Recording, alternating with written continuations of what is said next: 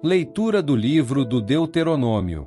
Moisés falou ao povo dizendo: interroga os tempos antigos que te precederam, desde o dia em que Deus criou o homem sobre a terra, e investiga de um extremo ao outro dos céus, se houve jamais um acontecimento tão grande, ou se ouviu algo semelhante. Existe, porventura, algum povo que tenha ouvido a voz de Deus falando-lhe do meio do fogo, como tu ouviste, e tenha permanecido vivo? Ou terá vindo algum Deus escolher para si um povo entre as nações, por meio de provações, de sinais e prodígios, por meio de combates, com mão forte e braço estendido, e por meio de grandes terrores, como tudo que por ti o Senhor vosso Deus fez no Egito, diante de teus próprios olhos? A ti foi dado ver tudo isso, para que reconheças que o Senhor é na verdade Deus, e que não há outro Deus fora Ele. Do céu Ele te fez ouvir sua voz para te instruir, e sobre a terra te fez ver o seu grande fogo, e do meio do fogo ouviste suas palavras, porque amou teus pais, e depois deles, escolheu seus descendentes. Ele te fez sair do Egito por seu grande poder, para expulsar, diante de ti, nações maiores e mais fortes do que tu, e para te introduzir na terra deles e dá-la-te como herança, como tu estás vendo hoje. Reconhece, pois, hoje, e grava em teu coração, que o Senhor é o Deus lá em cima do céu e cá embaixo na terra, e que não há outro além dele. Guarda suas leis e seus mandamentos que hoje te prescrevo, para que sejas feliz, tu e teus filhos depois de ti, e vivas longos dias sobre a terra que o Senhor teu Deus te vai dar para sempre. Palavra do Senhor. Graças a Deus.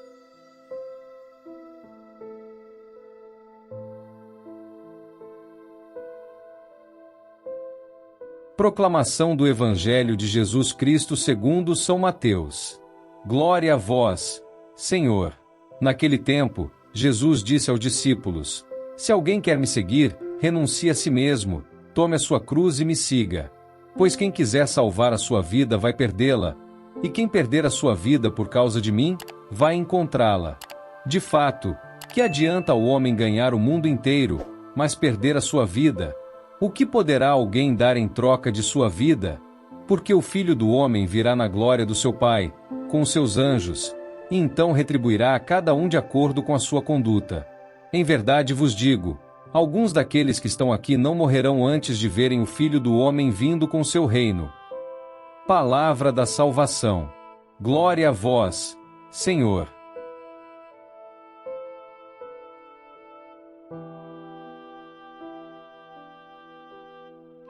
Queridos irmãos e irmãs em Cristo, imaginem-se subindo uma montanha. O sol está forte, a trilha é íngreme, e vocês sentem o peso da mochila em suas costas. A cada passo, vocês se perguntam: vale realmente a pena todo este esforço? Mas então, ao chegarem ao cume, a vista se revela em toda a sua majestade. Naquele momento, todo o cansaço, toda a dificuldade da subida se torna insignificante diante da beleza esmagadora que se estende diante de vocês. Esta imagem da jornada árdua que leva a uma recompensa extraordinária é o coração da mensagem que Cristo nos oferece hoje. Na primeira leitura, Moisés se dirige ao povo de Israel em um momento crucial de sua história. Eles estão às portas da terra prometida, depois de 40 anos vagando no deserto. É um momento de reflexão, de olhar para trás e reconhecer a mão providencial de Deus em suas vidas. Interroga os tempos antigos que te precederam, diz Moisés, desde o dia em que Deus criou o homem sobre a terra. Que convite poderoso! Moisés está pedindo ao povo para fazer uma pausa, para refletir sobre a história, para reconhecer que sua experiência com Deus é única e extraordinária. Houve alguma vez uma palavra tão grandiosa como esta, ou se ouviu coisa semelhante? Pergunta Moisés.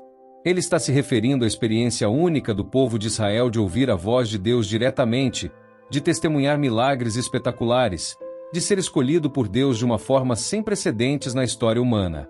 Mas Moisés não para na contemplação do passado. Ele conecta esta história singular a uma responsabilidade presente. Reconhece, pois, hoje, e medita no teu coração que o Senhor é Deus no alto dos céus e embaixo na terra, e não há outro.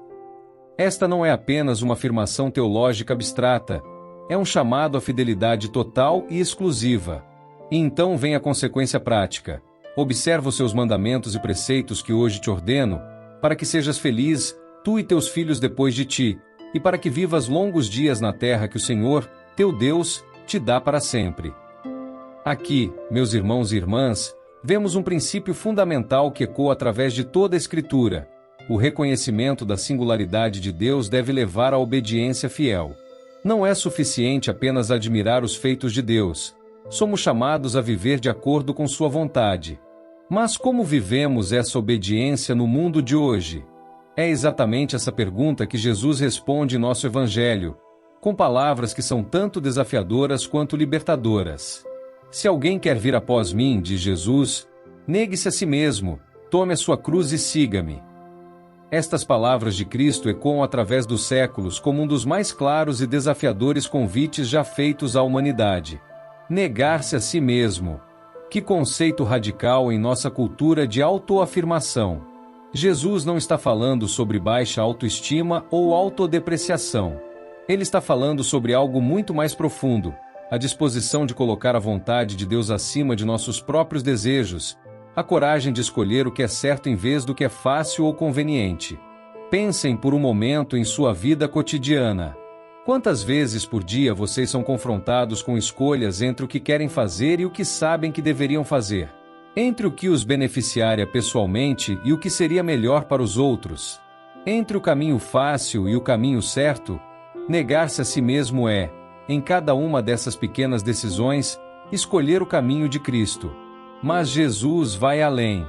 Ele diz, tome a sua cruz.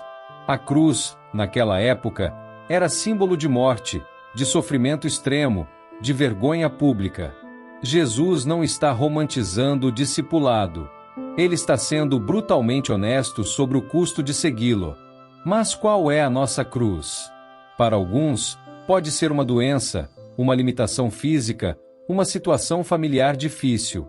Para outros, pode ser a escolha de permanecer fiel aos princípios cristãos em um ambiente hostil, o sacrifício necessário para cuidar de um ente querido, ou a decisão de usar nossos recursos para ajudar os necessitados em vez de satisfazer nossos próprios desejos.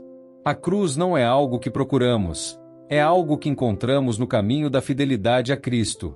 E quando a encontramos, Jesus nos diz para tomá-la, não fugir dela, não evitá-la, mas abraçá-la como parte de nossa jornada espiritual.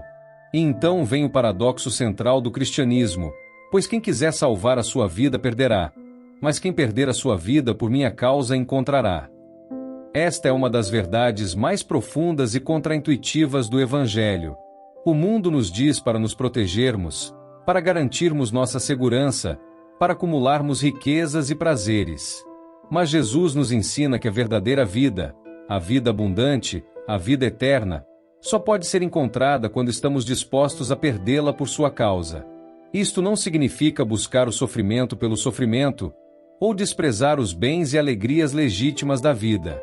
Significa estar disposto a sacrificar nossos interesses pessoais quando eles entram em conflito com a vontade de Deus.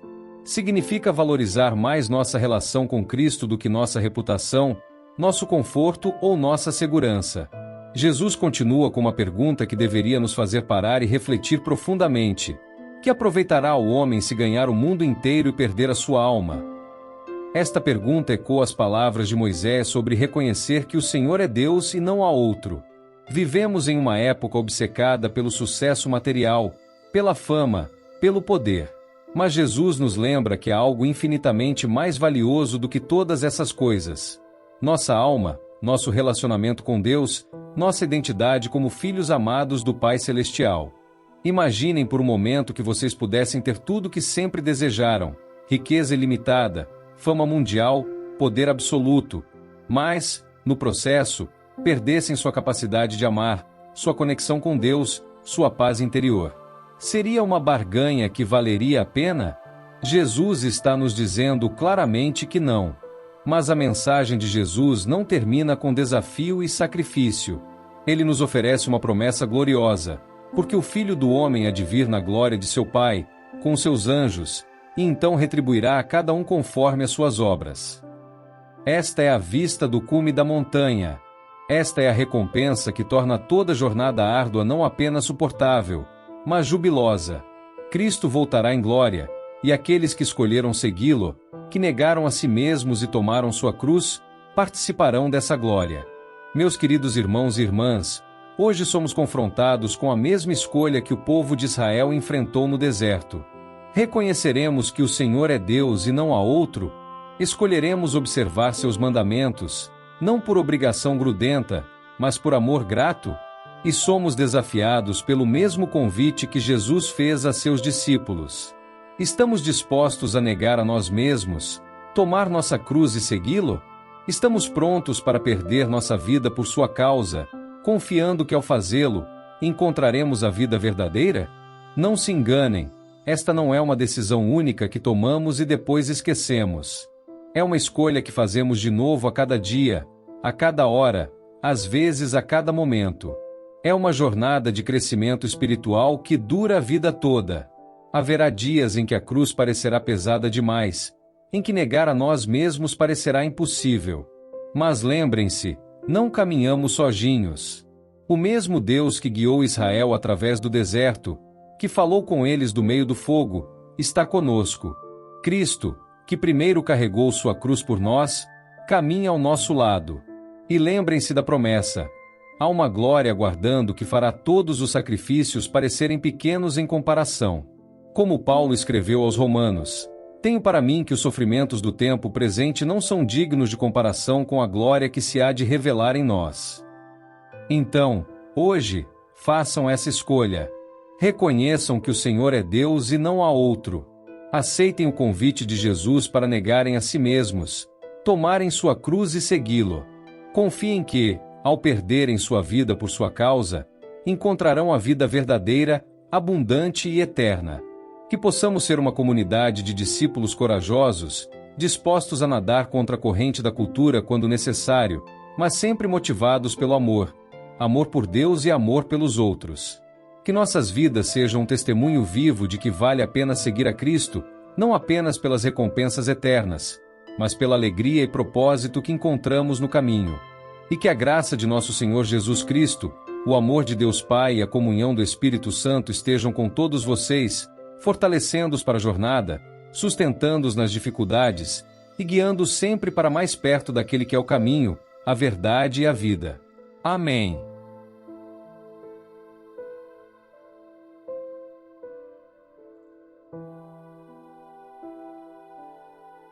São Miguel Arcanjo, defendei-nos no combate. Sede o nosso refúgio contra as maldades e ciladas do demônio. Ordene-lhe Deus, instantemente o pedimos, e vós, príncipe da milícia celeste, pela virtude divina, precipitai no inferno a Satanás e aos outros espíritos malignos que andam pelo mundo para perder as almas. Amém.